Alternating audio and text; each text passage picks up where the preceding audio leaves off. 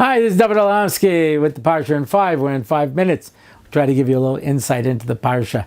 And I'm going to do Parsha's Sisa this week. And I want to go right at the beginning. I know we have a lot of really dramatic stuff in the Parsha. We've spoken about some of it in the past years.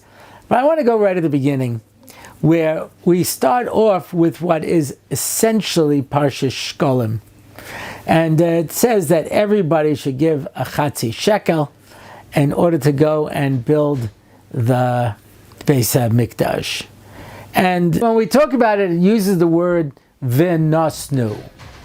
And v'nosnu, the Mefarshim point out, is a palindrome. I love that word. Very hard to work it in. A palindrome is a word that can be read forward and backwards. So, for example, mom is a palindrome. The name Bob is a palindrome. Not very interesting. There are much more interesting ones. They made a palindrome out of, supposedly, when Adam met Chava. Madam, I'm Adam. That's a palindrome. When they were building the Panama Canal, they made a palindrome. A man, a plan, a canal, Panama. You can read it forward and backwards. So too, v'nosnu.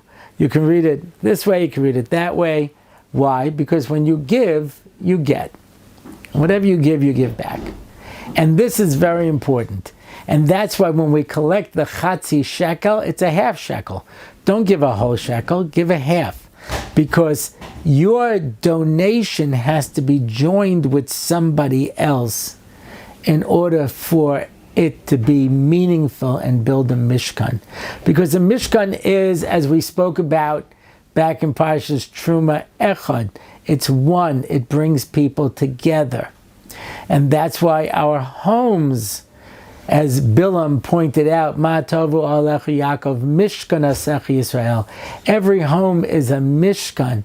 We are building a mini Beis HaMikdash when we get married and we have a family. And so when we build this Mishkan, we understand that it's two people working together, each one giving a chatzi shekel, and when you give, you get. It's so interesting that ahava is from the word hav, to give. The more you give, the more love there is. And one last point I'll point out, and that's in the Haftarah of Truma, there's a pasuk. V'yas lebayis chalone shkofim atumim. And the Mefarshim explain, the Chazal explain, what does that mean? It means that when you make a window in rock, it's like a skylight. It's narrow on the outside and gets wider, so the light is diffused. But the windows in the Beis HaMikdash went this way. They were narrow at the end and wide on the outside. Why? Because the Beis HaMikdash didn't need what was outside. The world needed what the Beis HaMikdash had to give. And so we have to understand that the Beis HaMikdash has a power to be able to light up the world. And Mirza Hashem, we should be Zaycha, that we should build the Beis HaMikdash that will light up the world. And in the meantime, we should turn our homes into that Mishkan that can light up the world. Good Shabbos.